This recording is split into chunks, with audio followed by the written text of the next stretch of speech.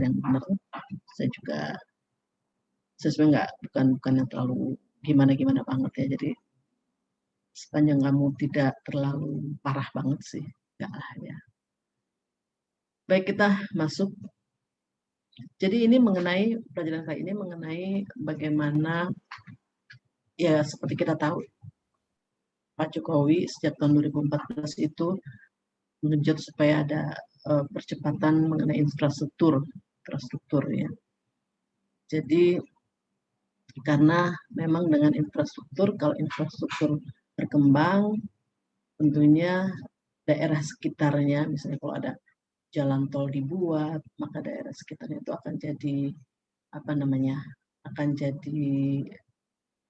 berkembang dan pertumbuhan ekonomi pun akan naik. Seperti contohnya aja, nggak usah yang lihat yang nasional gitu. Saya tinggal di BSD. Nah itu dulu waktu tahun 2000-an itu jalan tol baru sampai Bintaro. Itu jalan sampai Bintaro. Nah itu yang ke BSD itu belum ada. Jadi kalau mau ke BSD itu harus lewat jalan kecil lah yang masuk. Nah kemudian waktu itu beralih manajemennya, pindah ke Sinarmas. Sinarmas itu menyuntikkan dana ke Jasa Marga, ya dibantu supaya cepat infrastruktur. Gitu. Ini partisipasi dari swasta. Dan dengan begitu, akhirnya begitu jalan tersambung, udah langsung naik. Semua pertumbuhan ekonomi meningkat di BSD. Harga rumah di BSD langsung meningkat, jadi mahal. Padahal dulu nggak laku-laku. Masih ngelihat ya, tapi setelah itu masih tidur ya, setelah itu baru bangun bangkitnya langsung pesat. Nah itu contoh bagaimana infrastruktur bisa berpengaruh terhadap ekonomi. Nah inilah yang diinginkan oleh Pak Jokowi sejak tahun 2014 untuk meningkatkan infrastruktur di segala bidang dan seluruh Indonesia. Nah pembangunan infrastruktur ini tentunya bukan proyek yang kecil ya, pastinya memakan biaya yang besar. Pemerintah pun nggak sanggup kalau harus menghandle sendiri. Dari pemerintah sendiri hanya bisa menghandle sekitar 40%-nya. Hanya perlu pembiayaan dari swasta dan BUMN. Nah, untuk itu dibuatlah kayak seperti istilahnya kalau di luar negeri itu public private partnership. Jadi di sini kerjasama partnership antara pemerintah, publik dan swasta. Swasta di sini maksudnya termasuk juga BUMN sebenarnya ya, swasta nggak swasta banget lah ya. Nah itu dia ya, di Indonesia public private partnership diterjemahkan sebagai kerjasama pemerintah dan badan usaha. Nah kerjasama ini memang diniatkan untuk pembangunan infrastruktur seperti tadi alasan tadi. Nah tentunya pembangunan infrastruktur itu kalau misalnya pemerintah menunjuk atau menugaskan BUMN atau swasta menyelenggarakan atau membangun infrastruktur, dia nggak bisa ngerjain sendiri gitu tanpa bantuan pihak lain ya, seperti kayak misalnya Hutama Karya disuruh bikin tol Trans Sumatera, ya. Kan gila-gilaan tuh dari Bakuni sampai Aceh, akan waktu bertahun-tahun juga, jangka waktunya lama dan pembiayaan. Dari mana mereka dapat pembiayaan? Tentunya harus menggandeng bank sumber pembiayaan lain. Menggandeng banknya ini, misalnya contohnya kalau swasta agak jiper juga ya, karena itu biaya gede banget. Ya, walaupun mungkin dilibatkan tidak seluruhnya. Umumnya BUMN seperti Mandiri atau BRI dilibatkan untuk diminta untuk membiayai proyek tersebut.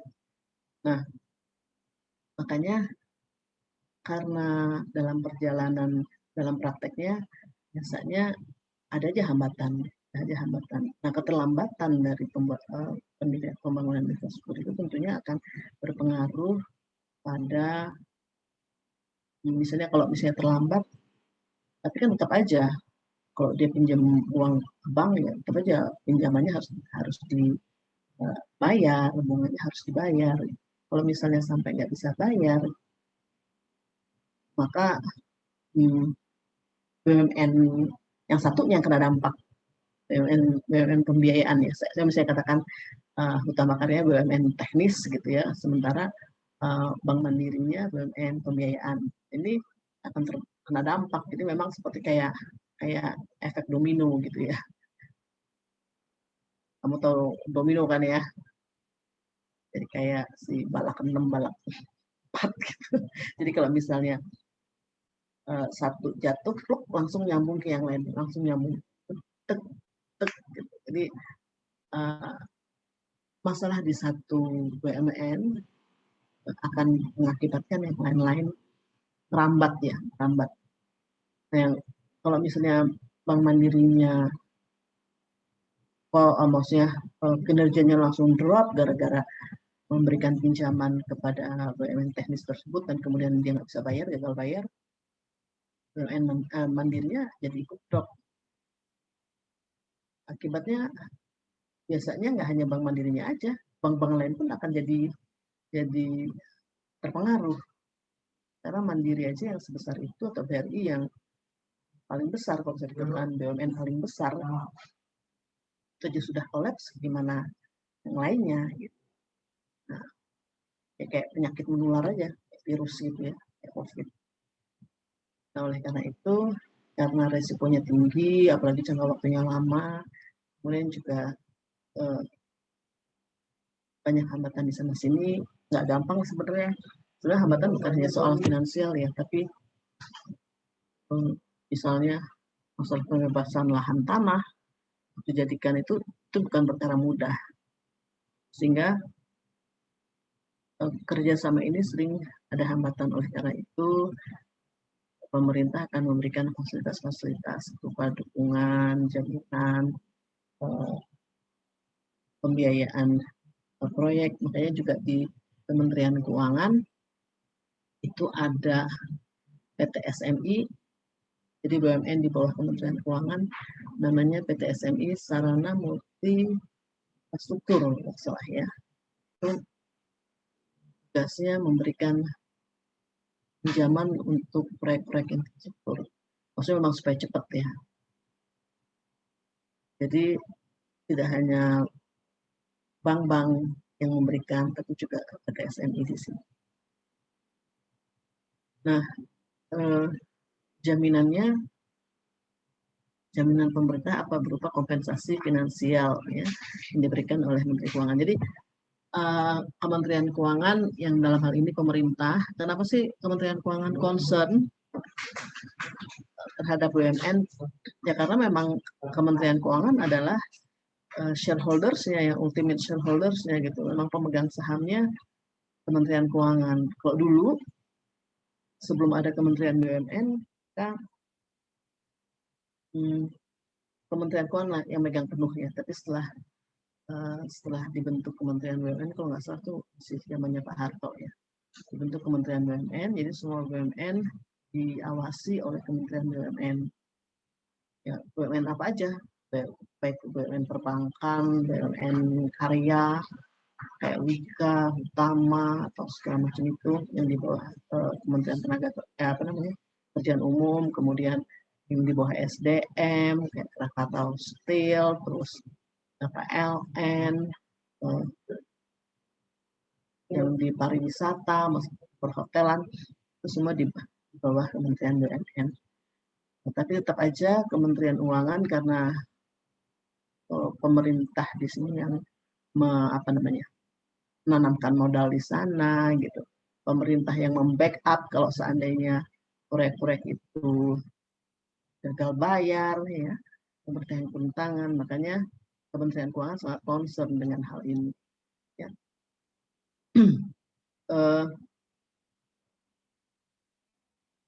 Karena risikonya besar tadi ya.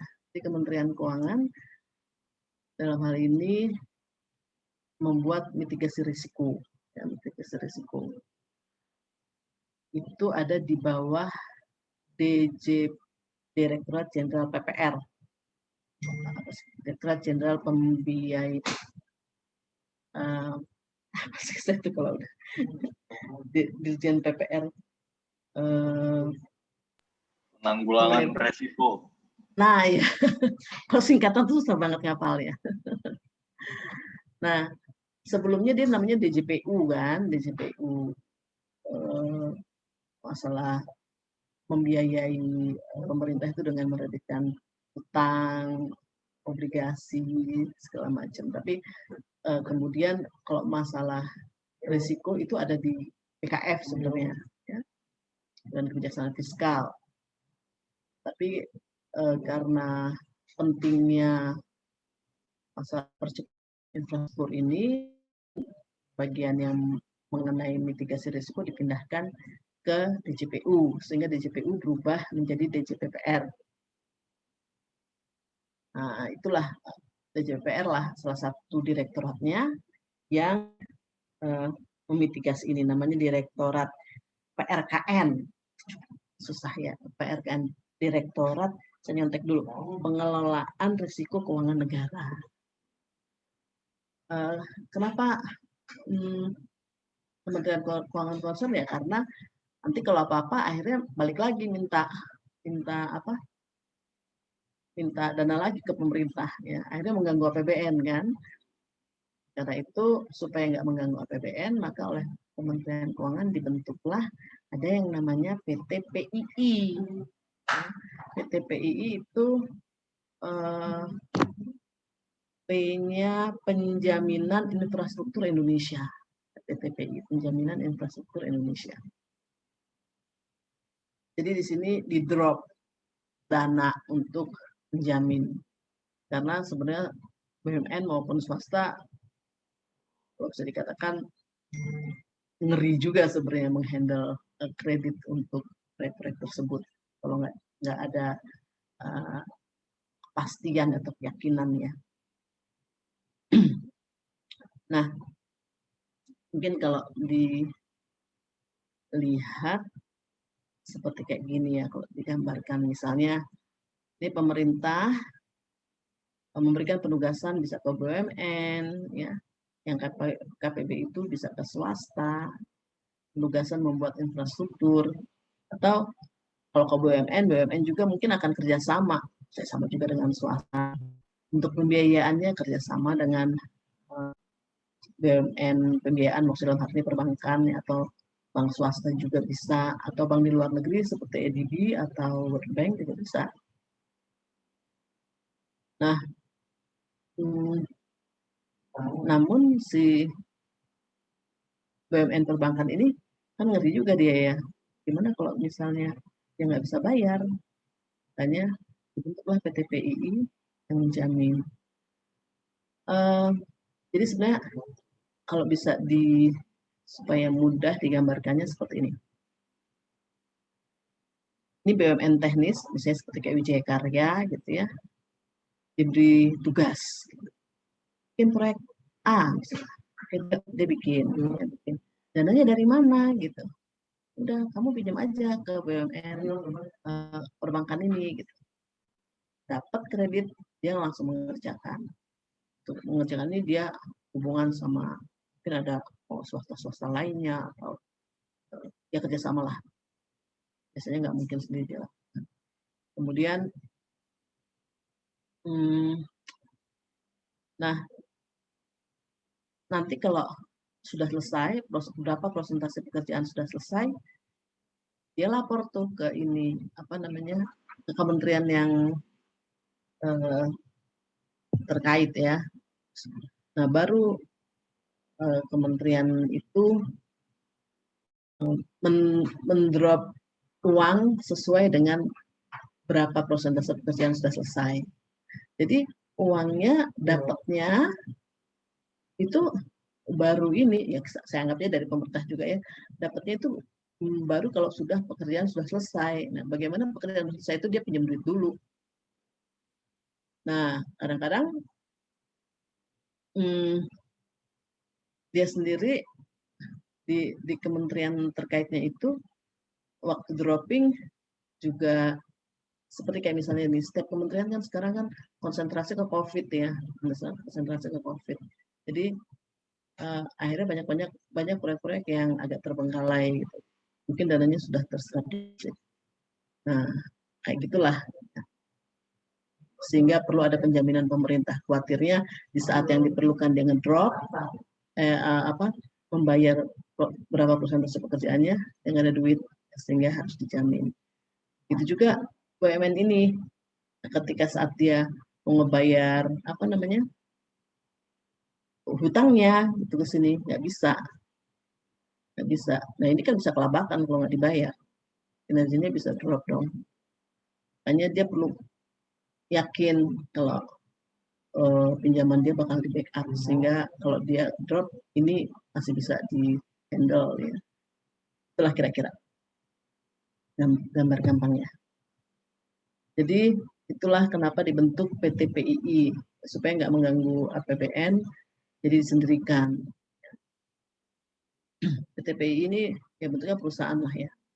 Kenapa dia dibentuk, latar belakangnya itu meningkatnya kebutuhan pembangunan infrastruktur ya, untuk mendukung pertumbuhan ekonomi, pembangunan infrastruktur untuk mendukung pertumbuhan ekonomi, tapi sementara anggaran pemerintah terbatas sehingga pemerintah mendorong swasta atau BUMN untuk ikut berpartisipasi dalam proyek tersebut. Ya, tugasnya apa? Ya menjamin itu tadi, menjamin gimana nih? Menjamin kinerja penanggung jawab proyek kerjasama. Ini PJPK ini adalah kementerian yang terkait. Ya. Jadi menjamin dia selaku mitra badan usaha dengan perjanjian KPBU. Jadi kalau dia waktunya ngedrop duit ke BUMN teknis itu nggak ada, maka dijamin. Itu juga meningkatkan kepastian partisipasi dan pembiayaan swasta. Ya ini untuk BUMN atau swasta yang membiayainya itu juga yakin kalau bakalan dibayar dan juga memberi keyakinan dan kenyamanan bagi investor. Ya, karena kalau sampai kan sering ya kita lihat kayak seperti iklan layanan masyarakat atau apa, ada tulisannya jalan tol ini dibangun atas obligasi, ya obligasi yang saudara beli bagaimana. Kalau seandainya mangkrak proyek tersebut atau nggak selesai, ya mungkin masyarakat udah nggak percaya lagi sama kalau Kementerian Keuangan nanti nerbitin obligasi. Makanya itulah kenapa Kementerian Keuangan concern dengan masalah ini. Nah, berikutnya, kenapa ini tadi penjaminan pemerintah itu apa? Penjaminan diberikan pemerintah terhadap pembayaran BUMN kepada kreditur, nah itu ya tadi pembayaran BUMN kepada ini kreditur, kemudian atau pembayaran penanggung jawab proyek kerjasama PJPK kepada BUMN. Ya. Tanggung jawab sini ada PJPK ya, pemerintah juga kan dia kementerian kepada BUMN. Ya waktu si BUMN minta, ini saya udah selesai kerjaan sekian nih, uangnya mana gitu ya. Nah itu kebetulan kementeriannya nggak punya duit, nah, dia harus menjamin. Ya. Aja nih banyak penjaminannya, jaminan untuk program, kemudian infra PLN, kemudian ini ada pinjaman langsung itu namanya istilahnya direct lending. Direct lending itu BUMN yang ditunjuk untuk melaksanakan proyek, ya kerjasamanya minta kreditnya dari bank di luar negeri seperti kayak World Bank atau IDB. Kemudian ada jaminan kredit dan obligasi PT Hutama Karya. Nah ini Hutama Karya ini untuk membiayainya dia terbitkan obligasi. Nah tentunya obligasi ini kan harus dibayar pokok dan bunganya ya setiap semester. Nah itu kurang tahu ya setiap semester apa setiap 3 bulan kayak setiap semester. Itu kalau misalnya dia sampai nggak bisa gitu, nggak bisa bayar, nah, hanya pemerintah menjamin. Gimana caranya pemerintah jaminnya? Ya nggak dari APBN, dari PTPI. Karena di PTPI udah di-drop uang. Kemudian jaminan penugasan PT SMI. SMI juga apa namanya menyelenggarakan pembiayaan infrastruktur. Kemudian jaminan kredit dan obligasi. Ini juga siapa namanya PT KAI tugaskan untuk membuat proyek LRT Jabodebek. Itu dengan obligasi sama juga ya kayak gitu. Kalau misalnya seandainya dia gagal, harus ada backingannya CPTPI. Curin. Nah ini yang tadi ini ya, tadi ini gambarkan penyediaan untuk air, penyediaan air infrastruktur. Ini yang tadi apa? Direct lending, SMI, kemudian Hutama Karya, jaminannya atas pinjaman pokok dan obligasi. Nah ini listrik PLN, ini transportasi Jabodebek PT KAI. Kalau PT KAI instansi terkaitnya Kementerian Perhubungan.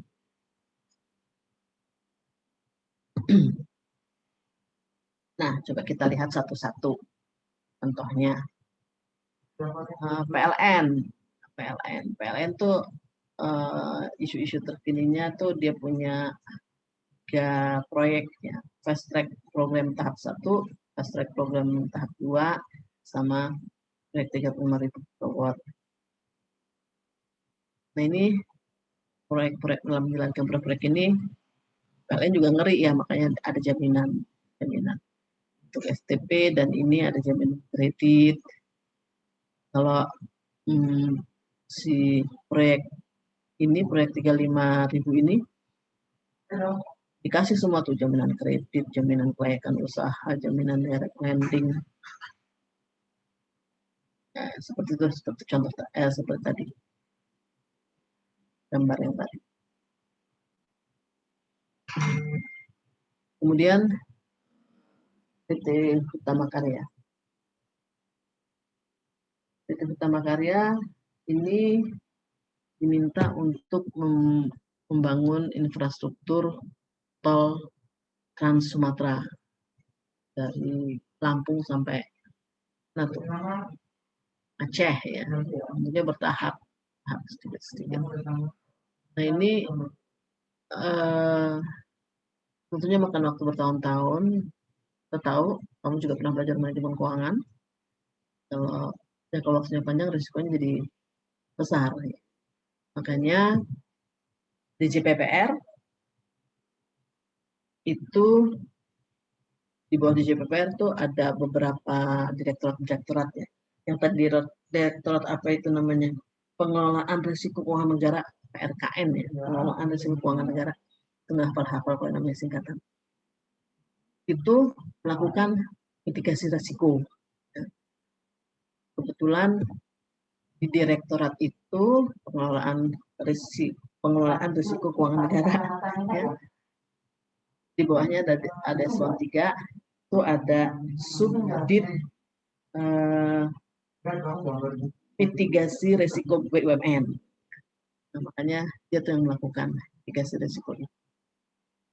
Gimana caranya? Namanya subdit apa sih namanya itu ya? Kalau salah itu deh. Subdit mitigasi risiko BUMN. Nah, kerjanya dia melakukan mitigasi risiko. Nah, ini yang pindahan dari BKF, pindahan dari BKF pindah ke DJPU, dengan masuknya dia akhirnya DJPU diubah jadi DJPPR. Tugasnya membentuk escrow account. Apa tuh escrow account? Escrow account itu dana khusus, ya, memang diperuntukkan untuk pelunasan pinjaman dan interest obligasi. Ya, karena si Utama Karya ini pembiayaannya dengan menerbitkan obligasi. Kalau sampai dia nggak bisa bayar, maka dijamin. Nah, ini si Kementerian Keuangan memitigasi risiko nih. Udah nggak nih, kayaknya harus dibentuk escrow account nih supaya aman. Jadi supaya udah ada perencanaan kapan uang harus dibayar, berapa besarnya, kapan harus dibayarnya itu udah jelas. Kemudian Direktorat ini pun harus mengupdate risiko mitigation plan atau rencana mitigasi risiko. Jadi diupdate itu maksudnya dia harus selalu memonitor. Jadi kayak seperti sekarang ini ada COVID, pastinya proyeknya jadi lambat ya. Harusnya kerjanya sekian orang, berkurangnya jauh, mungkin tinggal separuhnya apa sepertiganya, akan menjadi lama. Nah, ini tentunya harus diupdate. Mungkin akan jadi lebih lama lagi jadinya. Terus akan perlu revisi di sana sini. Kemudian juga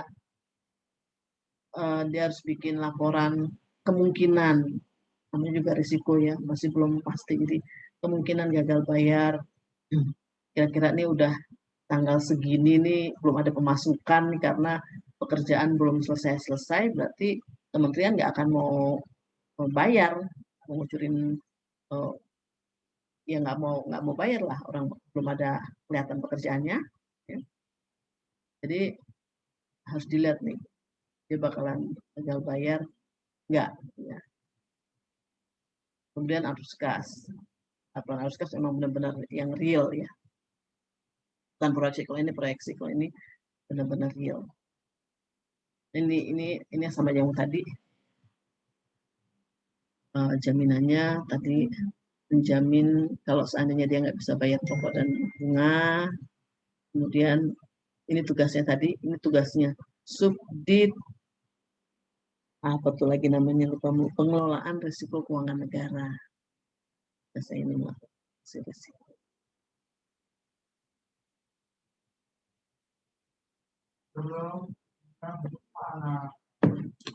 Nah, lanjut ya. Itu lagi PT KAI. Jadi contohnya apa sih? Utama Karya, PT PLN, Utama Karya, terus PT KAI. PT KAI dengan proyek LRT-nya, ini kita lihat, nah ini proyek LRT-nya nih, dia sebenarnya nggak kerja sendiri ya PT KAI, nggak kerja sendiri. Untuk pembangunan prasarananya ya, seperti beton-betonannya, semua relnya segala macam, dia gandeng Adikarya. Kereta api itu mesti apa namanya, lokonya atau segala macamnya itu, gerbong-gerbongnya dia pesen dari Inka. Kemudian perawatannya dia pesen, dia terikat kontrak kerja sama Balai Yasa Depo. Ini perawatannya. Jadi makanya dia nggak bisa handle sendiri. Kalau dia ngurus sendiri-sendiri aja, tiket-tiket kereta juga udah repot ya. Yang sekarang udah jauh berkurang, satu gerbong bisa cuma separuh atau sepertiga ya isinya. Jadi kayak gini diserahkan kemana-mana. Nah, belum pembiayaannya, dia juga menggandeng bank. Akibatnya kalau di sini mangkrak, sementara pembayaran apa pelunasan hutangnya harus jalan terus. Kan repot dia. Boro-boro dapat pendapatan, orang belum bisa jalan. Misalnya seperti itu. Nah itu, sementara dia bayarnya tuh harus rutin, satu semester bayar lagi. Makanya hal inilah perlu penjaminan pemerintah. Si bank juga nggak mau, ngapain juga saya handle ngasih kredit begini kalau saya nggak dijamin ya. Makanya ada penjaminan pemerintah buat kesini. Pak. Juga kereta api, karena kenapa PT KAI-nya juga dijamin, karena seperti ini proyek lama ya. Kalau proyek lama, saat dia mesen bahan baku atau saat dia pesan segala sesuatu dari supplier, itu bisa aja harganya jadi naik ya. Harganya naik makin mahal. Tapi kalau seandainya pertumbuhan ekonomi merosot jauh kayak seperti sekarang ini, belum lagi rupiah devaluasi misalnya, itu kan makro ya. Jadi urusan makro yang berdampak. Makanya PT KAI-nya juga dari jamin ya. Makanya oleh karena itu PT PII yaitu menjamin hal-hal kayak gini.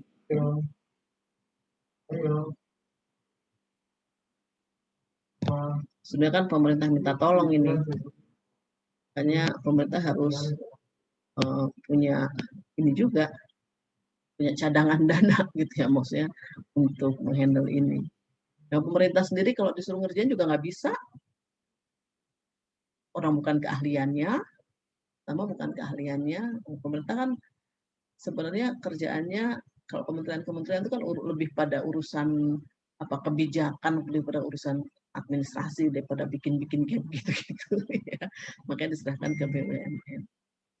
Nah, apa tugas DJPPR yang dalam hal ini dilimpahkan ke DIT pengelolaan risiko keuangan negara. Nah, itu ini tadi mengukur dampak perubahan asumsi makro yang tadi saya sebut. Ya.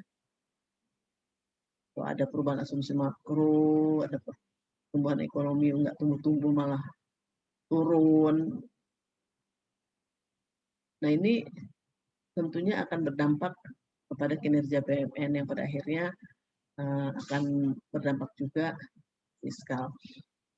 Jadi memang sebenarnya kenapa ditugaskan ke BUMN? Karena kalau dengan ke BUMN, BUMN itu kan kayak perusahaan biasa ya, akan ada laba. Dari laba itu pemerintah akan balik lagi dapat pajak. Kemudian alasan pertama juga karena memang bukan pemerintah, bukan ahlinya. Kemudian BUMN lebih profesional. Kemudian dengan mengerjakan ke BUMN, kita dapat, kalau BUMN kan kalau bisa dibilang kan shareholdersnya pemerintah ya, sehingga pemerintah akan dapat dividen, akan dapat pajak, dari pajak banyak keuntungannya. Kalau pemerintah menyerahkan pekerjaan ini kepada BUMN ya, atau kepada swasta. Nah, tugasnya DJPPR ukur dampak perubahan asumsi makro. Dan dengan apa? Dengan makro stress test gitu. Jadi seandainya, atau dengan risk map. Risk map tuh kayak seperti mind map gitu ya. Kalau misalnya ada pemicu, seperti ada pemicu COVID, apa nih yang bakal pertumbuhan ekonomi langsung drop. Terus apa lagi? Kita bikin cabang-cabang kayak seperti apa? Ya mind map lah, kan kamu tahu mind map ya. Jadi, nah ini apa yang harus kita jagain nih? Menghandle-nya gimana? Ini kalau karena pengaruh-pengaruh makro ya. Kalau pengaruh makro kan udah beyond kontrol si BUMN ya. Kemudian evaluasi dari proses pemberian jaminan pemerintah. Misalnya proses pemberian jaminannya tuh udah sesuai SOP enggak, gitu ya, kita checklist. Berharap ya emang benar ya sesuai koridor, maksudnya nggak ada kebocoran sana sini. Kemudian memitigasi terjadinya klaim atas penjaminan pemerintah. Jadi maksudnya di sini ya. Sebentar ya.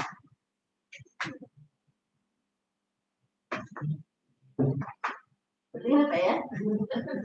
Ya. Sudah diambil tadi ya? Sudah diambil tadi. Nah, apa? Ada A.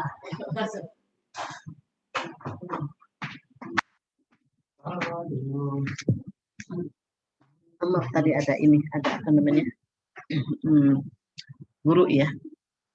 Guru anak saya, guru les. Kemudian memitigasi klaim atas penjaminan pemerintah. Kenapa dia bisa gagal bayar? Itu harus kita perhatikan, dan kemudian gimana solusinya harus dirancang ya, pencegahan seperti itu. Kemudian mengukur dampak penugasan pemerintah terhadap BUMN dan risiko penjelarannya kepada sektor perbankan nasional. Yang itu tadi saya bilang. Ini menggunakan contagion risk model dan dashboard. Maksudnya dashboard itu adalah kayak apa ya? Sinyal-sinyal berupa rasio-rasio, yang berupa rasio-rasio keuangan. Ya, kayak seperti rasio keuangan yang pernah kamu pelajari di manajemen keuangan lah ya. Kalau di perusahaan itu ada rasio likuiditas, rentabilitas, solvabilitas, activity ratio gitu. Dashboard. Contagion risk model itu adalah itu tadi. Jangan sampai penugasan ke BUMN teknis itu karena ada asumsi makro, ada segala macam hal-hal yang beyond control dia, kemudian menjadi penghambat kelancaran proyek ya. Nah, kalau sampai menghambat, otomatis dia juga kalau proyeknya terhambat, nggak selesai, kementerian yang terkait nggak mau bayar gitu ya, nggak mau bayar ke BUMN ini, nah BUMN ini nggak bisa bayar ke BUMN pembiayaan, tambah kacau ya. Makanya tadi efek domino Doppler ya, istilahnya domino plak plak plak plak plak plak, bisa sekarang semua, akhirnya secara nasional bisa kena semua. Namanya contingent model. Nah ini kayak gini ya, contingent model menggambarkan kecenderungan itu apa sih ini kalau definisinya adalah model yang menggambarkan kecenderungan krisis ekonomi di satu bagian itu bisa berdampak ke bagian yang lain, akhirnya bisa meluas secara nasional. Ini kalau kita lihat dalam arti sempit ya, dalam hal ini penugasan infrastruktur, maka BUMN yang disuruh ngerjain infrastruktur itu kalau dia kolaps, maka perbankannya juga kolaps, akhirnya secara nasional nanti akan kolaps. Perbankan itu yang paling, kalau bisa dibilang, mungkin BUMN yang paling besar dan paling menghasilkan buat negara ya. Kalau yang lainnya kan mungkin menghasilkannya dalam arti kenikmatan fisik, jadi seperti jalan tol jadi lancar, maksudnya kalau bank itu kan benar-benar uang ya, benar-benar uang. Jadi kalau dia kolaps bisa hancur semua nanti. Nah ini dia ya, proyek-proyek yang BUMN yang dimintai yang diberikan penugasan ya, ini tentunya dia akan minta kredit ke sini. Makanya si bank ini harus dilihat pre-shock sama post-shock.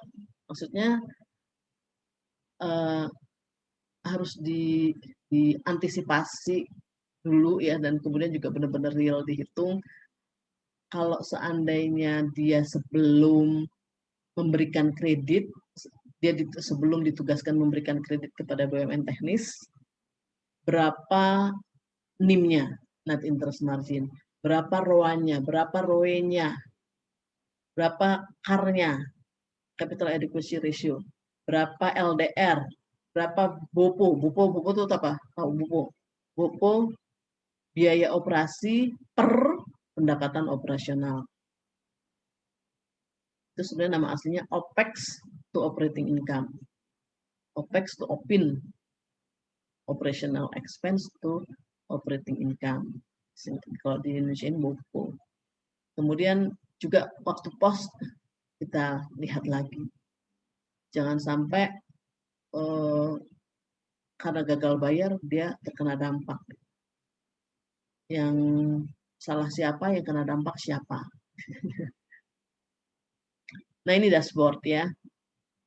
Maksudnya bisa dikatakan inilah ini dia deh, transmisi shock BUMN infrastruktur kepada BUMN perbankan. Itu tadi ya. Kalau BUMN infrastruktur atau BUMN teknisnya mengalami stres atau shock, maka akan ngerembet ke BUMN perbankan. Nah, untuk itu perlu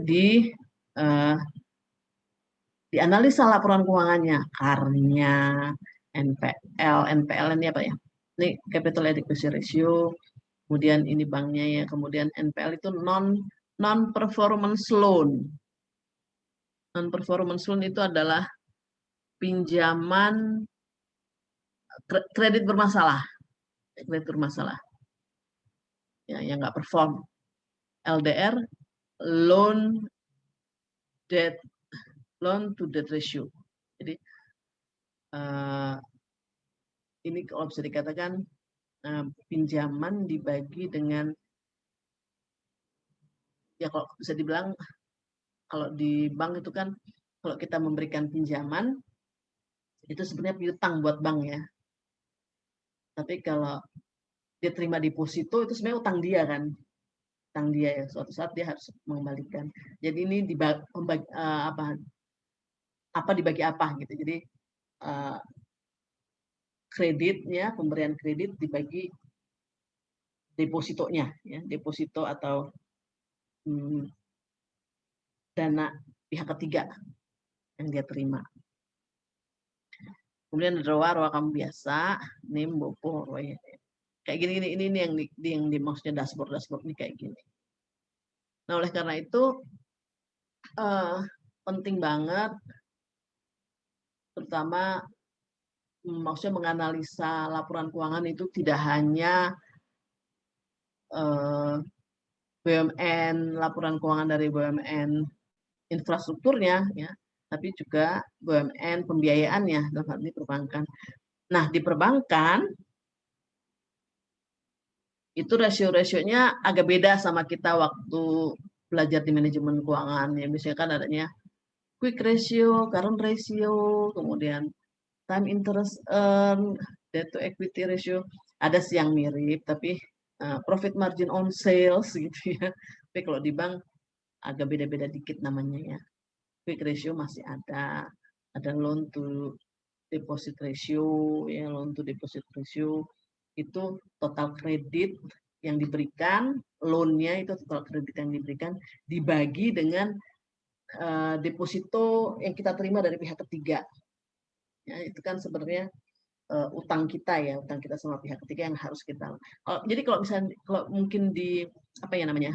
Kalau mungkin walaupun nggak mirip-mirip banget, diidentikan dengan rasio perusahaan pada umumnya, ini adalah current asset dibagi current ratio. Current asset dibagi current liabilities. Jadi current ratio. Jadi current assetnya, pinjaman itu kan current asset, sebenarnya aset ya. Aset yang dipinjamkan. Kemudian depositnya itu adalah utangnya ya. Karena memang usahanya bank simpan pinjam jadi begitu. Loan to asset. Loan pemberian kredit kita dibagi dengan total aset secara keseluruhan. LAR, istilahnya LAR. Kemudian ada net interest margin, itu pendapatan bunga dibagi aktiva produktif. Maksudnya pendapatan bunganya, kalau bank itu kalau memberikan kredit kan dia dapat bunga. Bunganya itu pendapatan bunganya. Aktiva produktif itu yaitu pinjaman yang dia berikan untuk memperoleh bunganya itu, katakan aktiva produktif. Kemudian BOPO, biaya operasi dibagi dengan pendapatan operasi. Kemudian ada ROA, ROE itu sama aja. Kemudian ada operating ratio. Operating ratio ini sebenarnya walaupun namanya operating, ini sebenarnya ini rumusnya biaya operasi ditambah biaya non-operasi dibagi dengan total pendapatan. Kalau ini kan khusus operasi aja, tapi kalau ini lebih keseluruhan. Ya. Biaya operasi ditambah biaya non-operasi dibagi dengan total pendapatan. Nah ini kayak gini-gini mungkin lebih ininya, bisa browsing lah ya, lebih tepatnya ya. Kemudian debt to equity ratio, DER. Biasa itu mah hutang dibagi dengan ini masalah capital structure ya, capital structure. Struktur modal. Kemudian CAR. Capital adequacy ini paling ngetop banget nih. Capital adequacy ratio. Capital adequacy ratio itu modal sendiri, modalnya namanya capital modal dibagi dengan aset tertimbang menurut risiko, ATMR ya, aset tertimbang menurut risiko. Ya, susah banget sih namanya.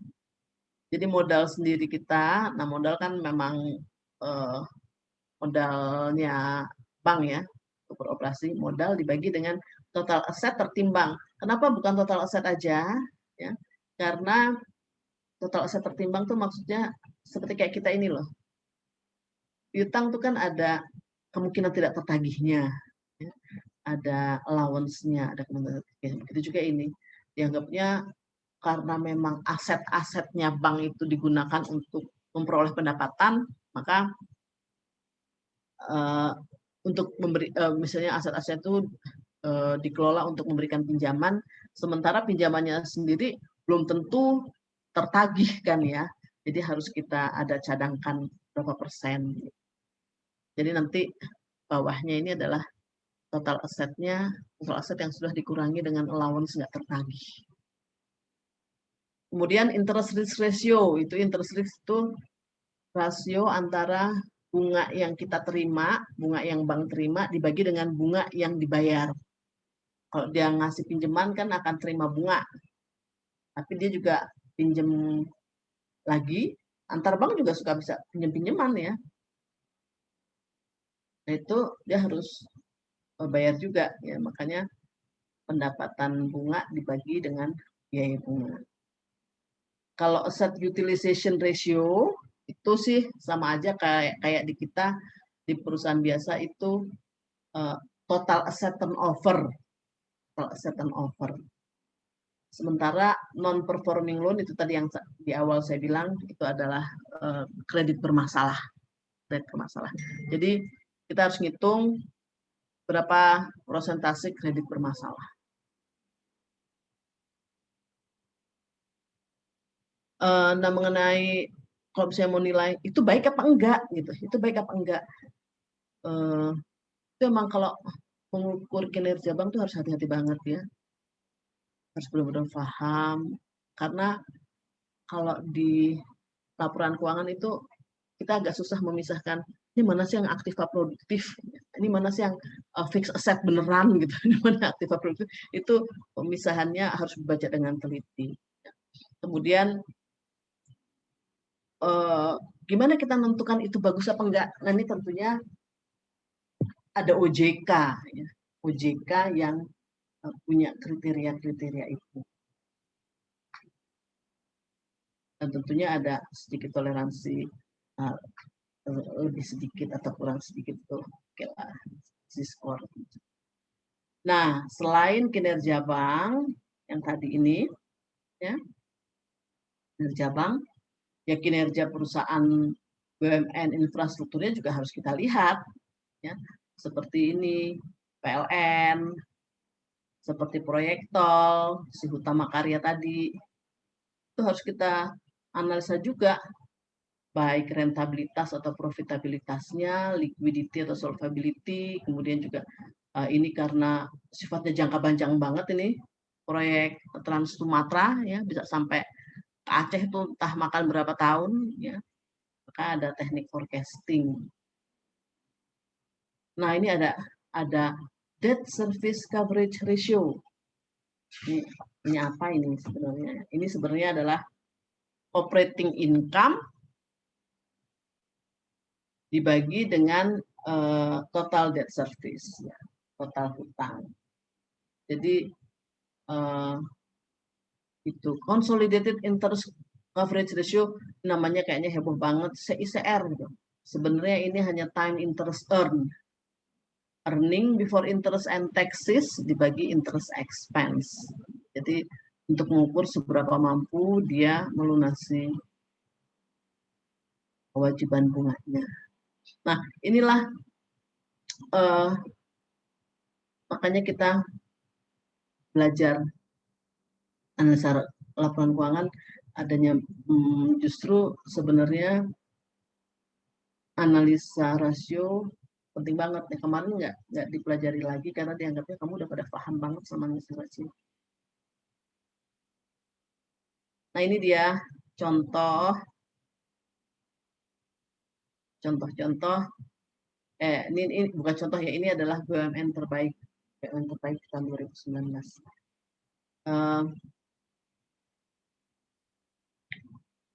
Biasanya Kementerian BUMN itu gabung dengan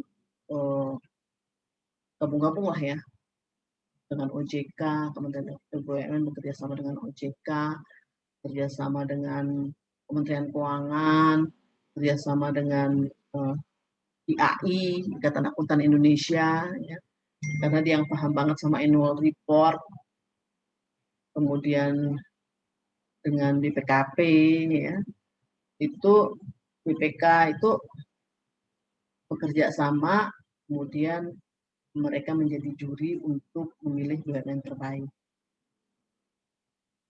Bukan hanya soal finansialnya aja, tapi mungkin juga soal kemanfaatannya, siapa CEO terbaiknya, kayak gitu. Nah, ini ada 10 yang terbaik tahun 2019 adalah ini. BRI, Mandiri, semua. Kalau kita lihat, ini BRI, kalau dulu BRI, kalau awal-awal ya, tahun 98 itu kan Mandiri baru berdiri ya, ketika ada krismon atau perbankan lagi ambruk tahun 98, kemudian beberapa bank digabung, kayak seperti apa tuh, Bank Bumi Daya, Bank Dagang Negara, Bank Eksim, sama Bapindo kalau nggak salah. 4 bank digabung jadi Bank Mandiri. Tentunya asetnya besar banget. Mungkin kalau di antara semua perbankan, Mandiri paling gede. Tapi mungkin kalau dihitung dari rasio ROI-nya atau ROA-nya, ya, return on investment-nya, ya dia kalah dengan BRI. Karena BRI total asetnya nggak segede Mandiri. Walaupun mungkin Mandiri income-nya lebih besar gitu, tapi kalau begitu dihitung ROI-nya dia masih kalah sama BRI. Tapi sekarang Mandiri bukan hanya kalah dari ROI-nya, tapi ternyata sekarang asetnya BRI pun udah jauh lebih besar. Nggak jauh banget sebenarnya, lebih besar lah daripada Mandiri. Lebih besar daripada Mandiri. Biasa, Mandiri yang kedua. Tapi ini di Indonesia. Ya. Tapi kalau di luar negeri justru malah Mandiri masuk berapa ya? Biasanya ada the best perusahaan seluruh dunia gitu ya. Dari mulai pernah 100 besar, 50 besar juga. Mandiri BRI malah enggak. Atau kalau yang akhir-akhir ini ya, karena saya nggak memonitor lagi. Ya, saya rasa seperti itu penjelasannya. Mudah-mudahan bisa dicerna. Tapi kalau misalnya belum paham banget, kamu setel itu video, ya, video yang dibagikan itu, yang ada linknya itu. Siapa ini namanya? Aisyah. Aisyah mana Aisyah?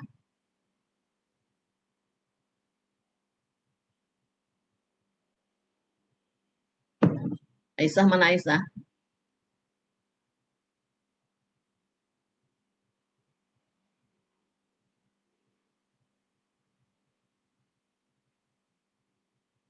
Ini nggak ada yang nyaut? Halo Bu. Oke, komplit ya. Baik, ya begitu penjelasan saya.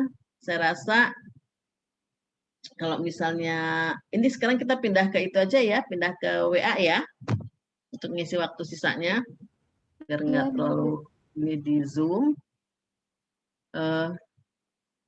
Kemarin saya ngomong sama Aisyah, kalau nggak salah ya Aisyah. Kita nggak lama-lama kok, sebentar aja, udah gitu pindah ke Zoom.